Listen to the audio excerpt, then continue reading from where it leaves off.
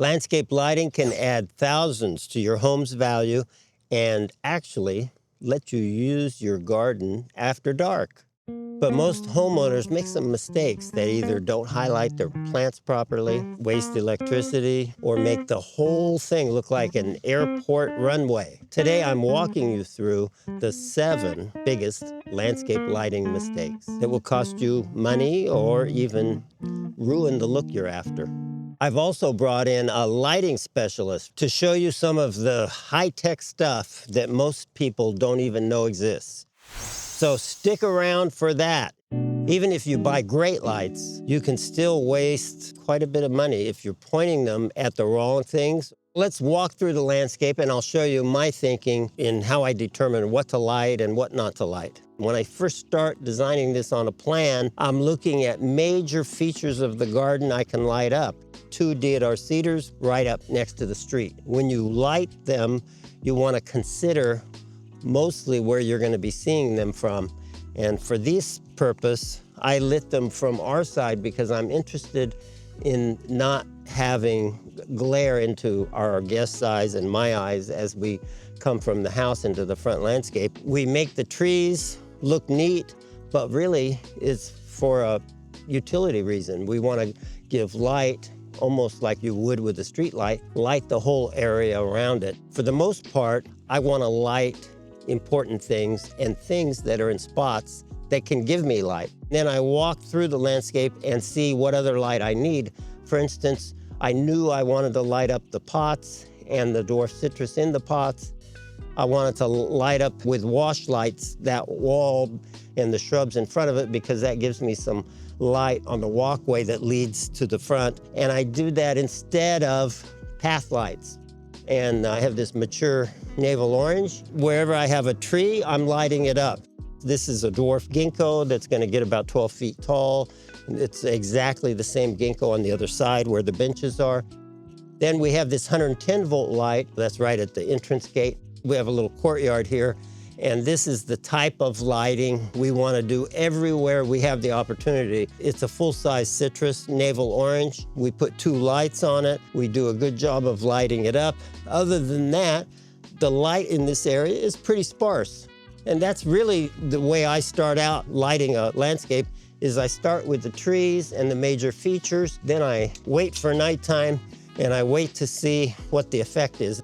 I think that's the wrong thing to light up, is when you're not looking for special features to light up, because that gives you more light just because of the reflection of the light. One of the things I did in the front and the back is I used wash lights. So you can see these 2 lights on either end are pointed towards the center, and then the center one is pointed at an angle, but kind of at the wall. As those shrubs grow, that'll be a neat effect. We'll see the silhouette of the shrubs.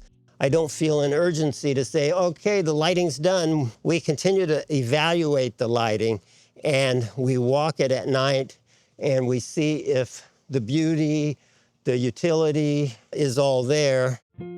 As you walk through the landscape, there are definitely dark areas. That brings more attention to these brightly lit trees and the focal points that you're attempting to highlight. I'd rather have 1 or 2 too few lights than 1 or 2 too many. So behind the ginkgo, there is a wall that we built, and we haven't lit it up at all. We light up the ginkgo, but nothing behind it. It makes this ginkgo stand out even better. That gives us contrast in the landscape, and I like that. In this area here, it will be brighter when I put in these ceiling fans. Each ceiling fan is going to have a light. You know, there's a table here. It's supposed to be an extension of the house. So I think it's appropriate to kind of have a bright area where you anticipate lots of people and lots of activity. And then as you get into areas of the landscape that have less activity, then we have those dark areas and less light. We have a dark area right behind that pot at the end of the pool. And I really like that dark area because look what it does. It highlights that Lomandra Platinum Beauty in the pot, which is just spectacular because of the dark area behind it. So I have no lights on that whole wall. That's really a good example of a dark spot that then makes dramatic lighting effects. There's nowhere that homeowners tend to overdo lighting more than with this next mistake.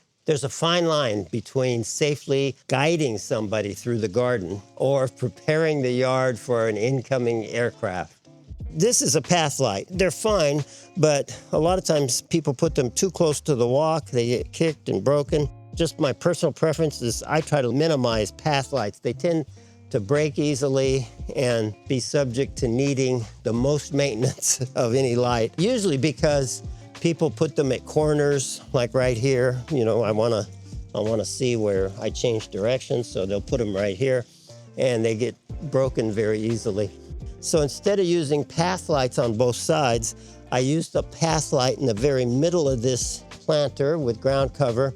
And on the other side, I lit up these bamboo, but mostly at the bottom, and that lights the path. What we try to do is not use path lights and use lights that we can shine into things, like the way we shined light into that bamboo allowed us to create path lights, but it looks like light on a plant and allows us to have the light in a spot where it's not going to get kicked.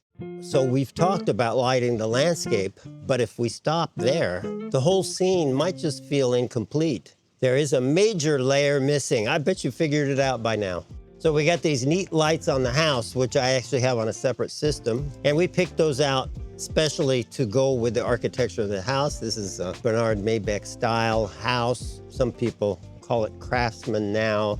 We found these at a lighting store in Berkeley, and they really are compatible with the architecture of the house, and we have them in strategic spots, the entry, for instance, and outdoor patio, places where we need light. We put some effort into picking one that goes with the style of the house instead of picking some random style.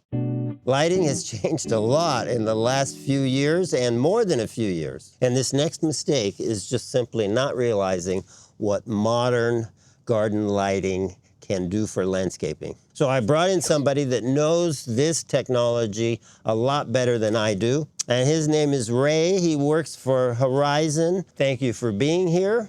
I've got a spot that I think would be good for strip lights, which isn't really a brand new innovation. I do have a sample for it that I want to show you. So what I showed you is putting it on my, what you might call a friendship gate. So how do you anchor it to that? So there's different ways. FX has a bracket that we can mount it on there, and it'll just clamp on there, or you could use the channel. You were telling me that I would only need one because Correct. It puts out a lot of light. Yes, I was thinking I would correct. need two. And I'm gonna try to install it in a way where you don't see it. Yeah. And I can connect it from the back with a wire, go up one of the columns. It'll just go on with the rest of the lights. It's just a part of the system. That's if I want it to just have white light. That's correct. Which is what I want. Now, if you want to do color, here's the trick though. We have to have this one, and we have to use the Lux transformer. And so the purpose of this transformer is if I want to connect it to my phone or I want to have color lights, then I need this kind of transformer. With this transformer, you can put about 24 lights of the color changing lights. But you're saying, you know what, I got 40 lights. How do I do that? How do I connect it? The satellite controller, as you can see, John, it doesn't have a faceplate. All we're doing is getting power. I see. And all we do is link it from here. We could do a through Ethernet cable, or it's technology, okay? We could use the link mods. You mean not connected by wire? Correct. Yeah, yeah. It's gonna be connected radiolessly. So that could be a huge benefit for convenience, and if Yes. you're already developed, it's a simple way to add more lights and more capacity. So this is the MP. This is a 300 lumens. This one could go from white, pink, yellow, whatever color you want. This is a baby. This bad boy here is the EXA 70 ZDZ, 1000 lumens. Because this right here will light up a 50-foot redwood tree, no problem. So you want one tree, I don't want it real bright, and you can lower down the density to 15%, so it'll be real low. On the same system, you could have different intensities Correct. of the lights, but you gotta like technology to do Yes. that. Come on, John, we should try it, John. Yeah, remember it's technology, okay? Come on, we gotta try it. I'm not embracing it. This is called the CN51. It even feels expensive. Yes. That is nice. Yeah. Yes. Easy installation. You gotta use a 2.5-inch pipe. Okay, and then you bury it to here. Yep. So this can be used to light something up at a pretty good height, or you can use these inside of structures too and light down. This is a PB ZDZ. It's 300 lumens as well. If you get mad at your neighbors, you can put one of these in your house and put it, and they'll light up the whole house, because this is 1,300 lumens. Wow. Where have you seen that used? Like what I had a customer, he had about 50 pine trees all around, and he wanted to light them up, and they sent me this bad boy. It lit up five of them. We had to set one them back. lit up 5? 5, yes. So you needed 10 of them? Yes. Wow. The customer was like, wow. A grande accent light, and it's 650 lumens. Be careful, okay? So how much is it? Wow, that is heavy. In the morning, I walk with dumbbells. I could use one of these. There we go, yes. You'd use that similarly to what we were talking about with that other one, where you lit up all those pine trees. Yeah, that's probably one of the best looking lights we've seen today. I could leave that one for you. Oh, really? Keep this one. Yeah, you keep that one. Yeah. I'll get them. I'll experiment with it. Yeah, if somebody gets mad at you, get mad at somebody. Yeah. You've added important knowledge to this video, and so we thank you. Well, thank you for having me here today. I just have one thing to tell you guys. Yeah, what are you going to tell us? Don't be like John, scared of technology. That's good advice. Don't be scared. That's good advice. This next mistake is something I see in almost every neighborhood, and it's one of the biggest reasons landscape lighting can end up looking dim, uneven, and maybe worn out within a year. We're in a neighborhood that has no street lights, and it's very dark at night, and we come out this gate and walk guests back out to their car, into this parking area, and without landscape lighting, you cannot see where you're going at all. That's a lot of what I was thinking of. Can we all the way along the way see where we're going, see the cars, and have sufficient light to safely make our way to our vehicles? With solar lighting, I don't think that would be possible, because it just doesn't put out enough light. So if you need useful lighting, not just kind of a light in the darkness, but useful lighting, then I think you would be wasting your time and money to use solar lights, unless you use a whole lot of them, and then it can be a little bit of an eyesore. I have a couple of solar lights here that the pool builder put in, and they're on top of the pool equipment, and you can get an idea of the dimness compared to our garden lighting. I like the idea of solar lighting, and so I'm open to using solar lighting, but the ones I've used haven't illuminated sufficiently for safety and functionality. The last mistake is one that a lot of people make, even professionals, because they're trying to do or design everything at once. So there's all different styles of using lights. Some people are known to love lights, and so they use a lot of them. And if they're skillful at it, they can still make it look tasteful. I happen to like a style with as few lights as possible, but they get the job done, that light up important things in the landscape and allow us to see what we need to see.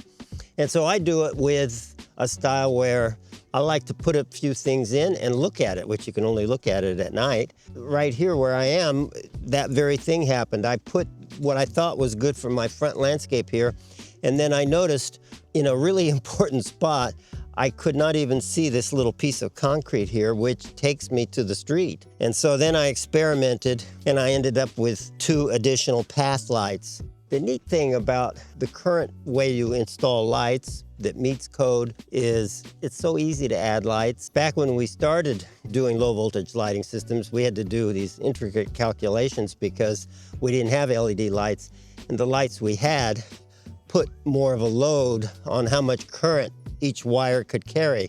And so usually it was difficult to add lights. You'd have to do another calculation or run a whole new wire. Now, there's a whole lot of lights that can be added to the ends of wires because the LED lights are using such small amounts of current or voltage. When we first put in the wire, I don't think I put in any lights, and that is another option because that's a lot less expensive than putting in the lights. The wire, although it's not cheap, is still way less expensive than buying lights. If you say, oh, boy, all this is running into more money than I want to spend, you can just run the wire. 2 years later, you could put in the lights, or 5 lights at a time, you know, each every 3 or 4 months or something like that. But running that wire knowing exactly where your transformer is going to be and figuring out how many runs you want, and then just putting loops where you want the lights. And then if you want more lights, you just find the wire, it's not that big a deal, and you add. So those are the 7 mistakes that will keep your lighting from looking like a cheap carnival. But even great lighting can't fix poor design. If the underlying landscape isn't well thought out, you're just highlighting problems. If you haven't seen Chip and my video on the 7 worst landscape design mistakes, I recommend you watch that next. We will see you there. Say bye, Chip. Well, John, you know what I'm gonna do, John? I'm gonna get you a Wi-Fi plug that FX has. Yeah. And you and I are gonna walk to your controller in the back. You're gonna force me? And I'm gonna force you to use it, okay?